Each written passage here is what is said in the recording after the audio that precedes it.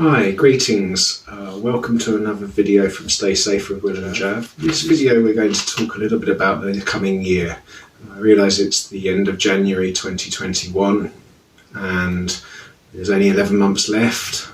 However, there's a lot of it left and there's a lot of change that we're anticipating. We know that 2020 was an unprecedented year. It took everybody globally by surprise with the COVID outbreak, and we're still dealing with it, and I can tell that we're going to be dealing with it throughout this year, to be honest. So the impacts of that are going to be significant, but there are a number of other areas, and we thought that it would be good to just discuss these and have a chat online about these and let you know what we're expecting in the coming year and how that will influence our work and your work and just the situations globally.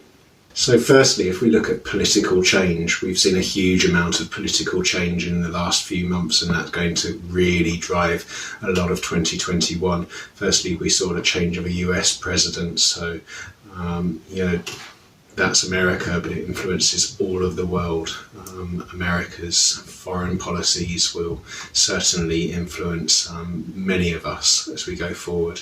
In Europe, we're looking at the Brexit situation as that has gone live and the exit of Chancellor Merkel in Germany.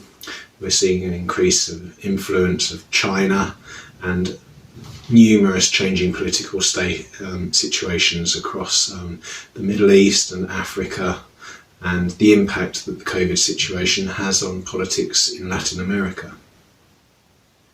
Another important point to consider is climate change. So it's something that we've all noticed, we all discussed about where we are in the world, and it's nice to see that there's been some change politically for people to want to get on board with the climate change impact, and that's pleasing. However, it's not something that's going to stop. We're seeing flooding and increase of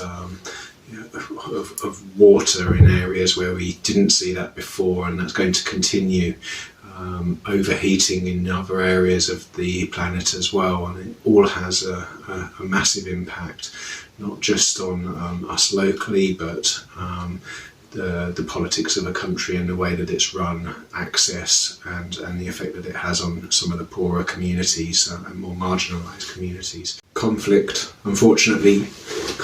is always unfortunately going to be there somewhere, and we're seeing that rise in several areas.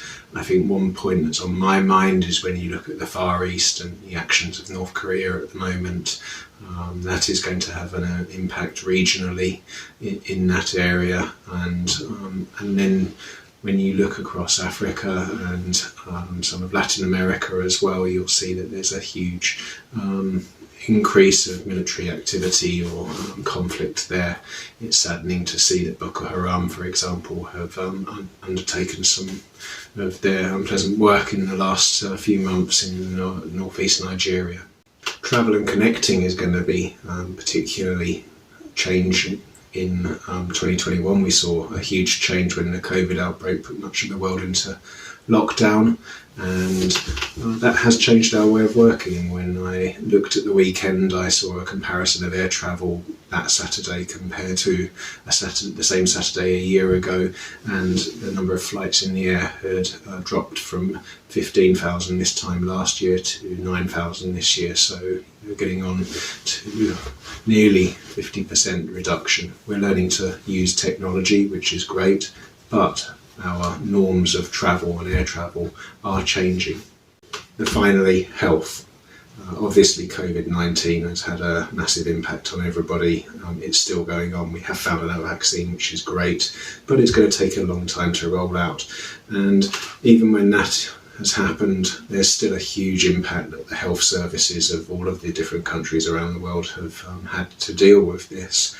So the impact on health providers, medicine provision, and that sector has been significant, and we'd expect it to continue to be significantly negatively impacted throughout 2021.